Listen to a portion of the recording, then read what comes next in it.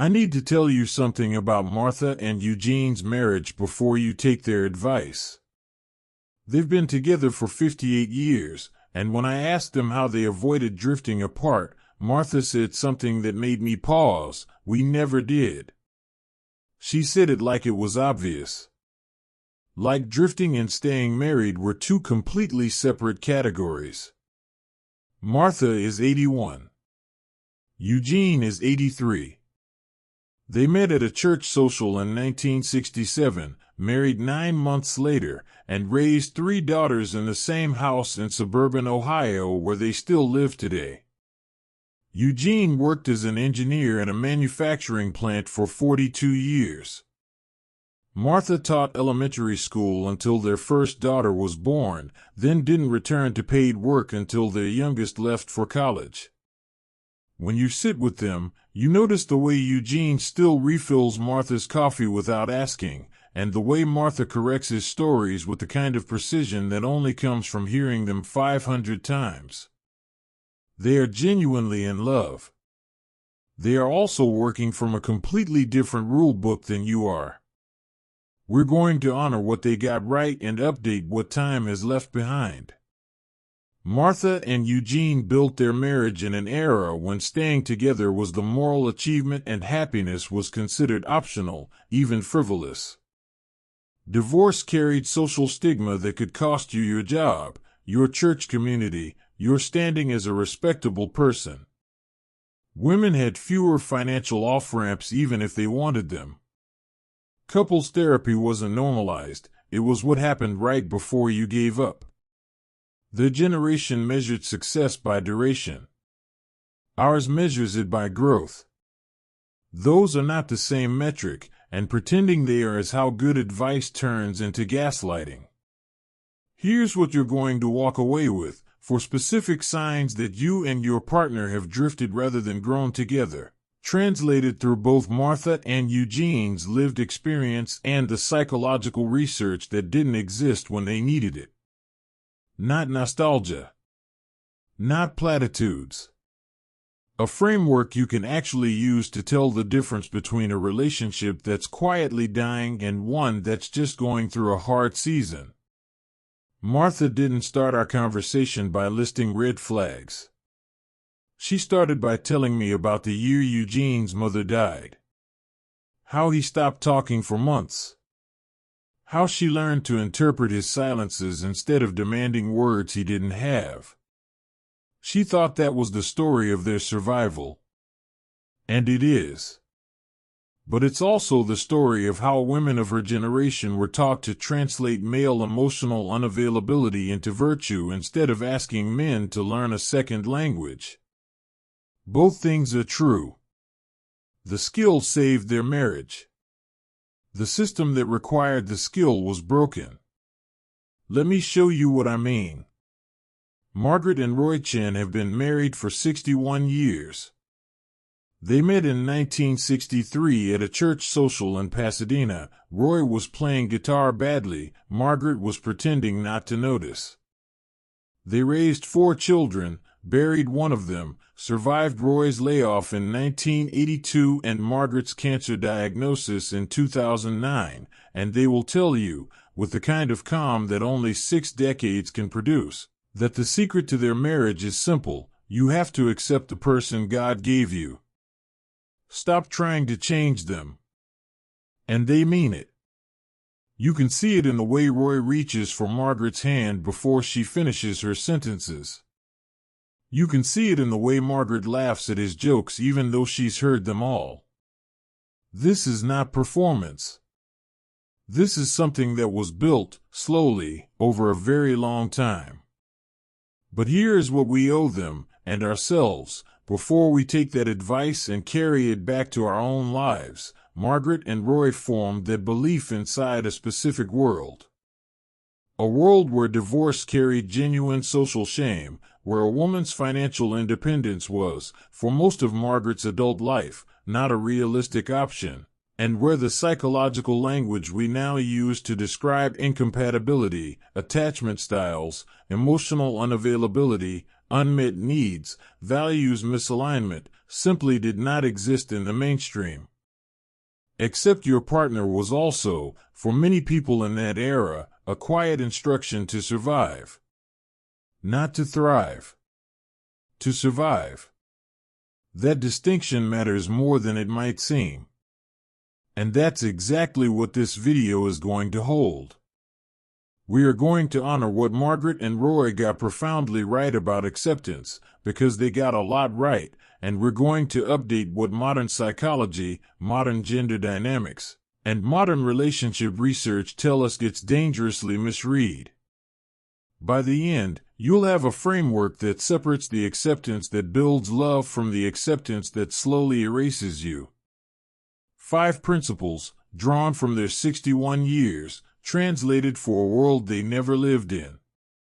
The first thing they said, the very first, was this: the sooner you stop expecting them to be different, the happier you'll both be.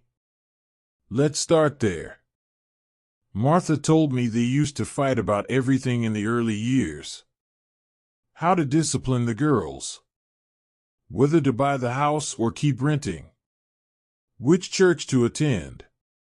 Eugene's long hours. Her mother's involvement. She said it with a small laugh, like she was describing someone else's marriage. Then she said this: somewhere around year 15, we just stopped. We'd learned each other. We knew what battles mattered and what didn't. We chose peace. I asked what changed. She said, we grew up. Here's what she's not saying because she doesn't have the language for it. They stopped fighting because Eugene's career became non-negotiable and Martha's desires became negotiable. They stopped fighting because the culture told them a quiet marriage was a successful marriage. They stopped fighting because fighting required Martha to believe her needs were as important as Eugene's, and that belief was expensive in 1982. The peace Martha describes is real. But some of it was surrender dressed up as maturity. This advice was formed in an era when women's anger was called hysteria and men's stonewalling was called strength. Conflict resolution wasn't a skill set you learned in premarital counseling. It was something you white-knuckled your way through until you got too tired to keep trying. The absence of fighting looked like wisdom because no one had told them that some conflicts are supposed to be ongoing, that negotiation is a sign of life, not failure. John Gottman's research over 3 decades with thousands of couples shows something Martha and Eugene never learned. Successful long-term couples don't stop having conflict. They have what he calls perpetual problems, fundamental differences that never fully resolve, and they manage them through ongoing dialogue, not through one person giving up. Gottman found that 69% of relationship conflicts are perpetual. The couples who stay happily married don't eliminate these conflicts. They build rituals around discussing them without contempt. The couples who drift stop bringing them up entirely. One person declares peace. The other person accepts defeat. Both call it growth. The wisdom here is real, but the mechanism matters. Stopping destructive fights, the ones with contempt, defensiveness, criticism, stonewalling, is growth. Stopping all fights because you've given up on being understood is drift. Growth sounds like, we learned how to fight better. Drift sounds like, we learned what's not worth fighting about. If you can't remember the last time you tried to change your partner's mind about something that matters to you, you haven't matured past conflict. You've matured past investment. Eugene told me he plays golf every Saturday morning and has for 30 years. Martha has her book club, her garden, her church volunteer work. He couldn't name the last book she read. She doesn't know the names of the men he golfs with. When I asked if they missed each other during these separate routines, Martha said something I've heard from a dozen elderly couples in different words: we're not in each other's pockets. We trust each other. We have our own lives. She said it like it was the mark of a healthy marriage. And in one sense, it is. But here's the layer underneath. Martha and Eugene built their independence in an era when emotional interdependence was considered weakness, when men were supposed to find fulfillment in work and women in homemaking, and when the idea that your spouse should also be your best friend was considered unrealistic, even inappropriate. You had your marriage, and you had your life. Those were supposed to be separate containers. Healthy distance was the goal. Enmeshment was the fear.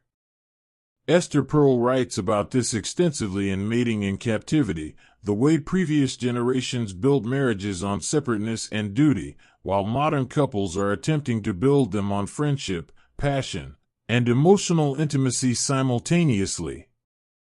We've asked marriage to do something it was never designed to do, be everything.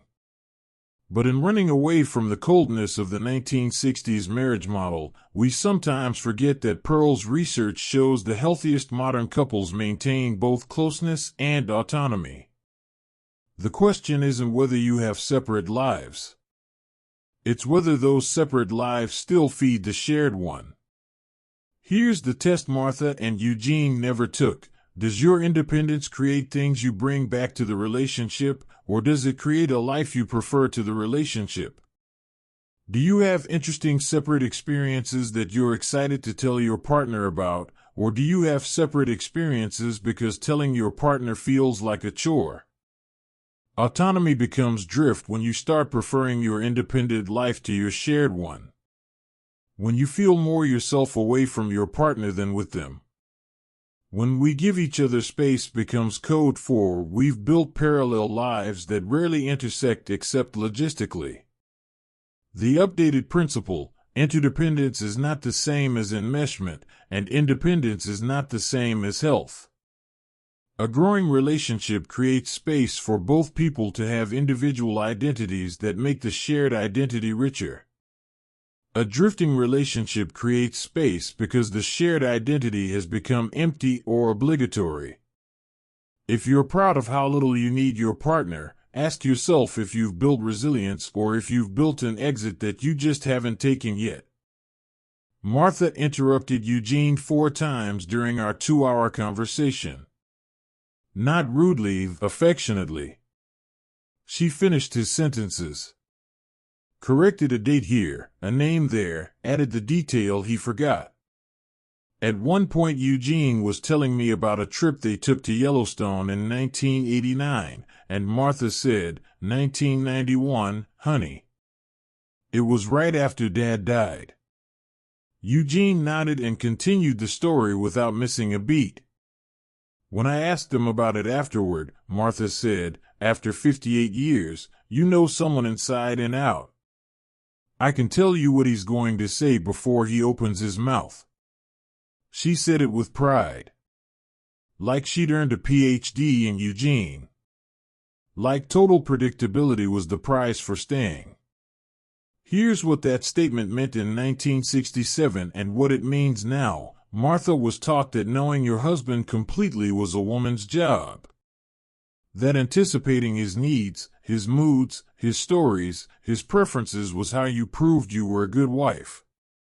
The culture gave women the full-time assignment of becoming experts in their husbands while men were allowed to remain relative strangers to their wives' inner worlds. Eugene doesn't interrupt Martha because Eugene doesn't track the details of Martha's stories the way Martha tracks his. This isn't a personality difference. It's a division of emotional labor that was written into the marriage contract before they ever signed it. But here's the piece that is true across all eras: long-term couples do develop a kind of shorthand. You do learn each other's patterns. The question is whether that knowledge is still growing or whether it calcified 15 years ago and you've been running the same software ever since. Attachment theory researchers like Sue Johnson, who developed emotionally focused therapy, talk about the difference between knowing your partner and tracking them. Knowing is past tense, it's the database you built. Tracking is present tense. It's the active attention you're paying to who they are now. Johnson's research shows that couples in growing relationships maintain what she calls active curiosity about each other. They ask questions even when they think they know the answer. They check assumptions. They notice when their partner's response surprises them, and they get curious about the gap instead of dismissive. Here's what Martha got wrong, and I say this with so much respect for what she built: predictability is not the same as intimacy. Finishing someone's sentences is not the same as understanding their interior life. You can know everything about someone's past and nothing about their present. You can anticipate their behavior without knowing what they're afraid of right now, what they're dreaming about, what they've stopped telling you because they've decided you wouldn't get it. If you're in a relationship where you've stopped being surprised by your partner, not delighted, surprised, ask yourself if that's because they've stopped changing or because you've stopped paying attention to the changes. Ask yourself when you last learned something new about them that actually shifted how you understood them. Not a new fact. A new layer. If your answer is, I already know everything about them, you're describing drift. People don't stop evolving just because you stop tracking the evolution. They just evolve away from you instead of with you. The updated principle, predictability, can be comfort or it can be complacency. Growing together means you're still curious about who your partner is becoming, even when you know who they've been. If you're more interested in being right about who they are than in discovering you might be wrong, you've stopped growing. Eugene worked the same job for 42 years. One income. One provider. Martha managed the household, raised the daughters, kept the budget. When I asked them how they survived financial stress, Eugene said, "We didn't have financial stress. I worked hard." She was careful with money. "We lived within our means." Martha nodded. "We never fought about money because we never spent what we didn't have." It sounded like wisdom. It also sounded like the story people tell when the story underneath is too complicated to say out loud. Here's what Eugene and Martha aren't saying, because it would feel like betrayal to say it. They didn't fight about money because Martha didn't have the power to fight about money. Eugene made it. Eugene decided how much was reasonable to spend. Martha's job was to make it stretch. That's not a shared financial life. That's a manager and a budget executor.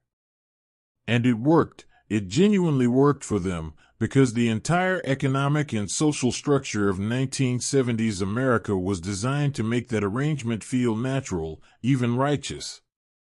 Let me be specific about the privilege here, because it matters. Eugene supported a family of 5 on a single middle-class income in an era when that was statistically normal. He bought a house in 1972 for $32,000, the equivalent of about $230,000 today. While interest rates were high, but wages kept pace with housing costs in ways they simply don't anymore. Martha could stay home not because they were more virtuous or financially disciplined than modern couples, but because the math was different. One income bought economic stability. Today, 2 incomes often buy economic anxiety. But here's where I want to rescue the baby from the bathwater. Eugene and Martha didn't drift financially because they had a shared understanding of what they were building toward. Not because they never fought. I don't believe they never fought, but because they had aligned their scarcity into a common project. They both knew what they were sacrificing and why. Modern research from relationship financial therapists like Sonia Brittlutter shows that financial conflict isn't actually about the money. It's about what the money represents: control, safety, values, future vision. The couples who drift financially are the ones who have different unspoken answers to questions like, what does security look like, and what are we allowed to want? You can make plenty of money and still drift if one of you is building toward adventure and the other is building toward safety. You can be broke together and still grow if you're both clear about what you're willing to sacrifice and what you refuse to. Here's the update. Financial stability without relational security is just postponing the crisis. If the only thing holding your relationship together is that you can't afford to leave, that's not a marriage, that's a financial arrangement with shared trauma. But if you've built something where you trust each other's judgment, where you've negotiated what you value, where you're honest about your fears instead of hiding them in secret purchases or resentful budgets, that's the thing worth protecting. Eugene and Martha had that. They also had an economy that rewarded it. You might have to build it without the safety net they took for granted. That doesn't make your version less valid. It makes it harder. And it makes the conversations you avoid about money even more dangerous, because you have less margin for error. The wisdom: don't mistake the fact that you're not fighting about money for the belief that you're aligned about it. Silence is an agreement. Sometimes it's just exhaustion. Or fear. Or one person deciding their voice doesn't matter enough to use it. Near the end of our conversation, I asked Martha and Eugene what they'd say to young couples who are struggling. Eugene leaned back and said, "You just stick it out. There were times we didn't like each other much. You worked through it. You made a commitment." Martha added, "Marriage isn't about feelings. Feelings change. You stay because you promised you would." I want you to hear what they're really saying underneath that advice. They're saying their marriage survived because they removed choice from the equation. They stayed married the way you stay employed at a job you need, out of obligation, duty, fear of the alternative, and the belief that wanting more than endurance makes you weak or selfish. They genuinely love each other now. I saw it. But they didn't get there by choosing each other every day. They got there by eliminating the option not to choose each other, and then time did what time does. It turned strangers into family, obligation into habit, and habit into something that occasionally looks like love. This is the deepest place where the context matters. Martha and Eugene made their vows in 1967, when marriage was a social contract first and a love story second. Divorce meant you failed at being a respectable adult. Staying meant you succeeded, regardless of the internal cost. The self-help industrial complex didn't exist yet to tell them they deserved to feel fulfilled. Therapy culture hadn't normalized the idea that you're allowed to want your partner to understand you, not just tolerate you. They built their marriage on a foundation of permanence, and they genuinely didn't expect it to also deliver happiness, growth, or deep emotional intimacy. Those were bonuses if you got them. Not requirements. But here's what breaks my heart about that framework. When you talk about your relationship like it's something that happened to you instead of something you're actively creating, you lose the plot. You start using passive language. We made it work. We got through it. We survived. All of those phrases position the marriage as an endurance event and yourselves as people who white-knuckled your way to the finish line. There's no agency in that story. There's no ongoing choice. There's just duration. Psychologist Carol Dweck's research on growth mindset versus fixed mindset applies here in ways she probably never intended. Couples with a fixed mindset about their relationship believe that compatibility is something you either have or you don't, that love is something that happens to you or it doesn't, that marriages succeed or fail based on whether you pick the right person at the altar. Couples with a growth mindset believe that compatibility is something you build, that love is a verb you practice, that marriages succeed based on the daily choices you make to repair, reconnect, and re-choose each other. The language you use reveals which story you believe. If you describe your relationship using words like "we're still together" instead of "we keep choosing this," you're narrating drift, not growth. If your story is about what you've survived rather than what you've built, you're counting time instead of measuring aliveness. And I know, that sounds privileged to people who are genuinely just trying to survive. But there's a difference between "we're in a hard season" and "we're choosing to stay and fight for this," and "we're still here because leaving feels impossible or shameful or logistically complex, so we've made peace with low-grade misery." The updated principle: the story you tell about your relationship becomes the relationship you have. If your narrative is about endurance, you'll prize endurance. If your narrative is about active choice, you'll keep choosing. Growing together means you can tell a story where both of you have agency, where the relationship is something you're building, not something you're trapped in. Even when it's hard. Especially when it's hard. Here's what strikes me looking at all 5 of these signs together. Martha and Eugene didn't drift apart because they never believed growing together was the assignment. Staying together was the assignment. And they completed it. They get full marks for the work they thought they were doing.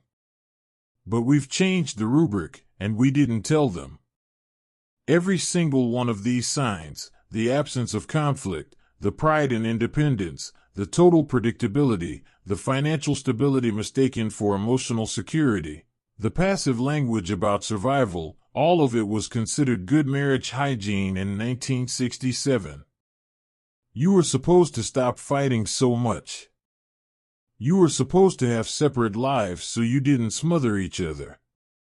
You were supposed to become experts in your spouse's patterns so you could serve them efficiently. You were supposed to make the money work and not complain. You were supposed to stay because you promised, not because you were still falling in love with new versions of each other. The tragedy isn't that Martha and Eugene got it wrong. The tragedy is that they got it right for a set of instructions that no longer apply, and nobody told them the instructions changed. They're walking around with a 58-year marriage thinking they have wisdom to offer, and they do, they absolutely do, but the wisdom is in what they lived through, not always in what they concluded from it. Here's the pattern I see. Drift looks like health if you measure success by the wrong metric. If your metric is still married, then all 5 of these signs look like victory. You stopped the destructive fighting. You gave each other space. You know each other completely. You're financially stable. You kept your promise. But if your metric is still growing, then these same 5 signs are alarm bells. You stopped engaging. You built separate lives. You stopped being curious. You confused survival with thriving. You removed choice from the equation. Modern couples aren't trying to build what Martha and Eugene built. We're trying to build something that does what their marriage did, provide stability, partnership, family, while also doing what their marriage was never asked to do, provide emotional intimacy, personal growth, sexual vitality, deep friendship, and the felt sense that you're choosing this person over and over, not just enduring them. That's not a better goal or a worse goal. It's a different goal. And it requires different skills. You can't measure growth with a duration yardstick. You can't measure aliveness by counting how many fights you've stopped having. The couples who grow together aren't the ones who've eliminated conflict, achieved total independence, become perfectly predictable, solved money, and removed choice. They're the ones who've learned to fight productively, maintain autonomy while staying connected, remain curious despite predictability, align financially while leaving room for different risk tolerances, and choose each other actively even when the culture isn't forcing them to. And here's what you're facing that Martha and Eugene never had to navigate. You're building this marriage without the safety net of stigma holding you in place when you want to leave. You don't have their economy, where one income could build security. You don't have their gender roles, which were oppressive but at least legible. You have social media showing you everyone else's highlight reel while you're living in your blooper reel. You have therapy culture telling you that you deserve to feel fulfilled, which is true, but it's also created a generation that sometimes confuses "this is hard right now" with "this is wrong for me." You're trying to build both roots and wings simultaneously, and those two things require opposite architecture. Martha and Eugene only had to build roots. The wings were optional, even suspect. You're trying to build a relationship that can hold both. I keep thinking about Martha and Eugene sitting in their living room, the same room where they've had 58 years of conversations, arguments, reconciliations, silences. The same couch where they watch their daughters grow up and leave. The same kitchen table where they've negotiated thousands of tiny decisions that either brought them closer or taught them to stop asking.